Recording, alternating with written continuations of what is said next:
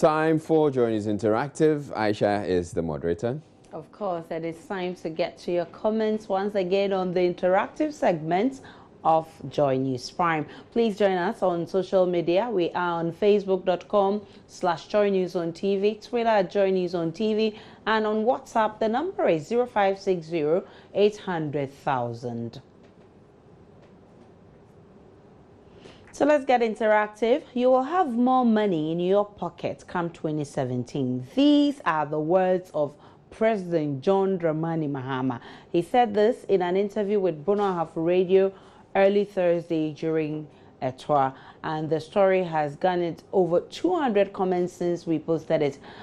Israel, do we have it? Okay, we'll try and bring it to you, but let's see some of the messages that you have been sending on WhatsApp. I'm also finding it difficult to get your WhatsApp comments. Okay, this one says, why not this year? We are not going to vote for him again to promise us again that 2018 will be better. We are tired of your unfulfilled promises. This is from Denis Ouso Ansa from Kumasi. This one says,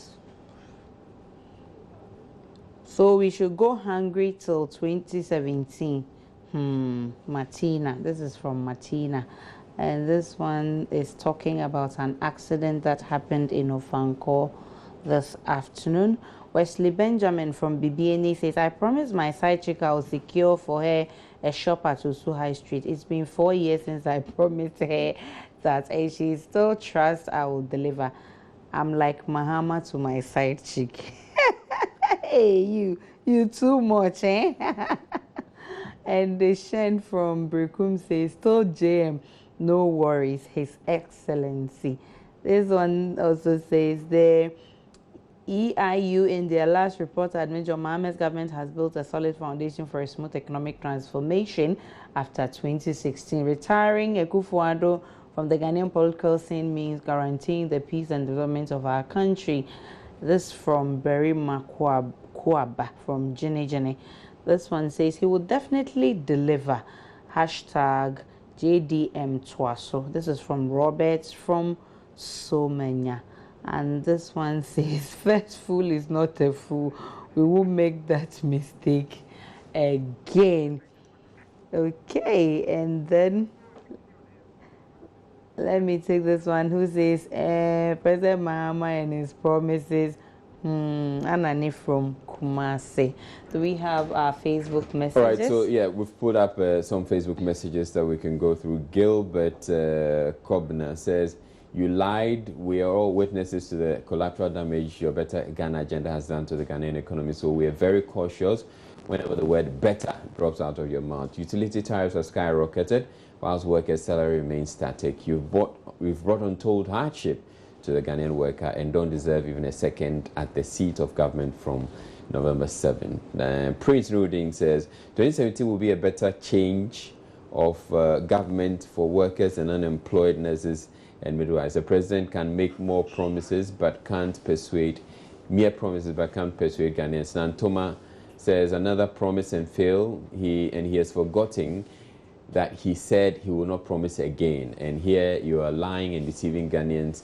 But I'm happy for one thing, that Mahama can promise Ghanaians more. Ghanaians having, he will still not win, because when Ghanaians speak, it's final, and they have spoken, saying they need a change from this hardship, injustice, corruption, mismanagement, reckless borrowing, propaganda, etc. that this NDC government has brought to Ghanaians.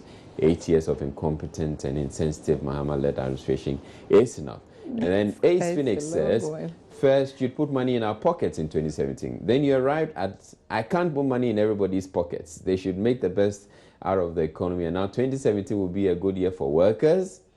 Do you even listen to yourself when you talk, Presido? I mean, people are tired of your sweet talks. It's about time you vacate your seat. Kovidora says, which workers? The ones you're going to fire in 2017 under IMF conditions, rationalization, or the create, loot, and share workers? Mahama. All right, I'll leave it there. That's quite interesting. Then we'll move on to other story. Let me look at some few messages. If Mahama said, so why can we believe him? This from Don Esikuma. Your message is not quite clear. This one says, oh, thank you very much for liking my dress. This one says, why are self-seeking politicians not ready to welcome someone who could bring drastic change in our economy? You didn't add your name. Now, let's talk about the limited voters registration. And you know it started today.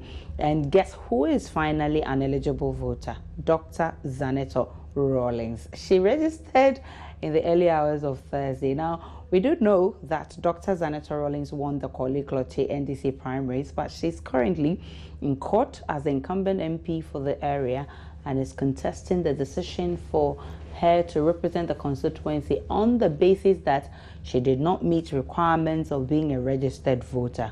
We're still waiting to see how the court case will turn out now that she has finally registered. But let's go on to Facebook for some comments now. Israel, what are people saying? All right, so we posted a story here and it's had 16 shares. So we have Samuel Abi says, so you see the point now? People will be killing themselves for politicians, with some fighting their siblings, but wives and children of these politicians will not even be voters. Election time, they're flown outside the country. Joseph also says, what a shame. We've always queued to vote for your parents, but you have never voted before. Here, you're also aiming to be voted for. How stupid it feels to be a voter. King Minifo says, so this lady never took part in any election to decide who leads, but will have the guts to say those who we vote for are not doing their work. Hope she serves well. Honorato says, so if she wasn't a registered voter, why and on what basis did the NDC allow her to pick forms?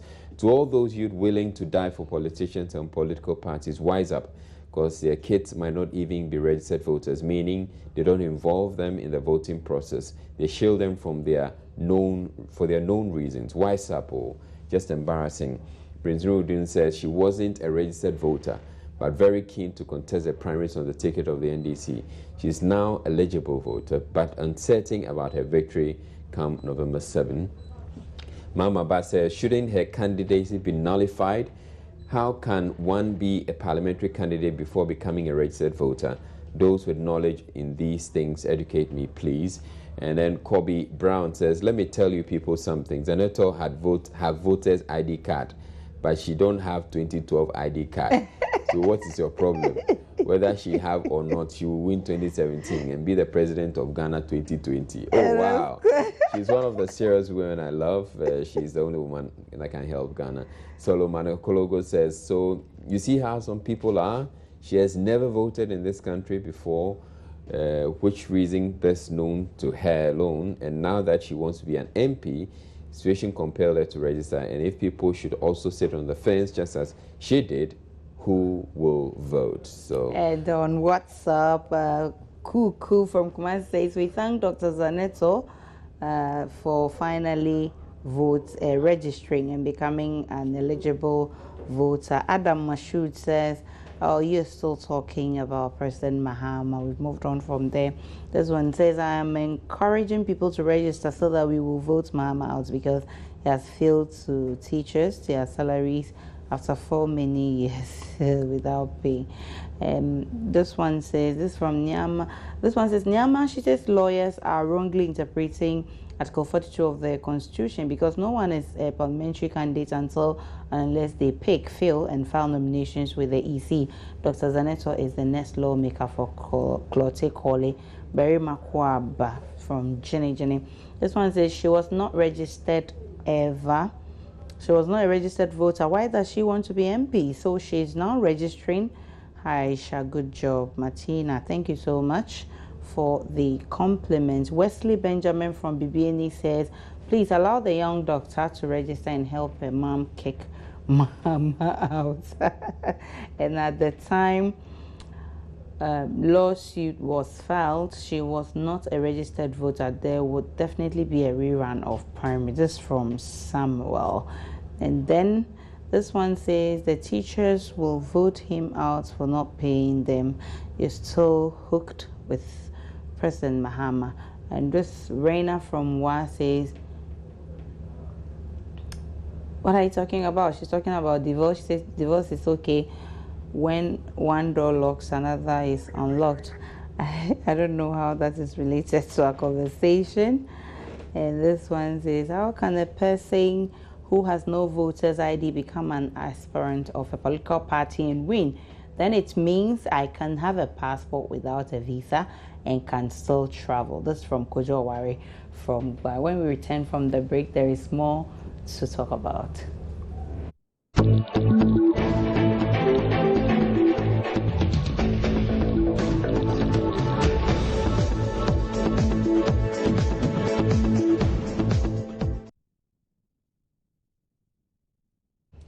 This is still Jay and I hope you're enjoying the show. Finally, 10 students of the University of Professional Studies have confessed to altering their grades. The investigations conducted by an external auditor discovered the deputy director of IT department of the school was the one responsible for the fraud.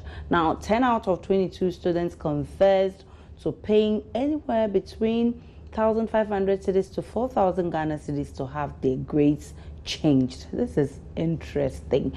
Let's see what people are saying on Facebook, Israel. All right, so Keen Minifo says, ha ha ha, with all their manipulated grades, they still have the guts to say they are not employed after school. Fake graduates, they want better work after school but don't want to learn. So chilling and flexing our schools. Now become flexing. Now our schools have now become beauty contests for the ladies and swag class for the boys. Trust me, it's not that school alone. Almost all the universities are involved. Kaba says, this is what happens when laws become riddles and poems to be recited by nursery kids, while others are struggling with 2 or 3 papers. They had a very simple and shameful way to go to university. I bet it's not UPSA alone. They have flooded our various institutions with while legitimate candidates are homesick. Mahamaba says, that's Ghana for you. Dishonesty runs so deep in our conscience that we have come to believe that the end justifies the means. We all go to church on Sundays and to the mosque on Fridays, but our behaviors are exactly opposite what we practice outside. God have mercy on us. Benjamin Anand says, the students should be interrogated for their sources of upgrade and arrest the culprits as well. And Hudu says, MTN, but to some section of the MTN, but I don't get that one. Nantoma says they should be investigated by the school authority. Shiftman says there are manipulations everywhere, and this is not strange. Ayatollah says, dear editor, please correct this. More papers to. Prince Nuruddin says this is just the beginning, and there will be more to be disclosed. On WhatsApp, your messages are coming, but Israel, this thing seems to be getting out of hand. I mean, WASI, they're having problems, and now in tertiary institutions, people are buying grades. Is it because people start from BEC, they buy questions for them, they write? You can say that. WASI, they write, so when they get there, they have to buy because they don't have the brain to study. You can say that because it then becomes obvious, probably because they got to buy their way, or they got foreknowledge or whatever from during BC, and so they go to WASI, and it has been the trend. Becomes ingrained all through the period, and so for them, it's not about studying to pass, but it's about getting the grades. And sometimes it shows when people are holding their masters and stuff at the workplace and they are not actually producing anything. And when people come for interviews and tell you they have all these fantastic certificates, and yet when they speak, you realize that no way. They may have to disconnect. They may have to go back to school. It's interesting. I think we have to look at those issues again. Let me pick 1 or 2 messages on WhatsApp. This is not strange at all. Manipulation everywhere. Mohammed's regime. This from Soba. This didn't start during Mohammed's regime. I beg to differ. It started long ago. Everywhere corruption. Those who are involved should be sacked. No wonder. Whilst you are seriously learning, they will go about doing their own things, expecting miracle. Even people complete the best school but can't do anything. God is watching. This is from Martina. And on that note, that's where we drop the curtains on the segment. Thanks for watching. My name is Aisha Ibrahim. Enjoy your evening.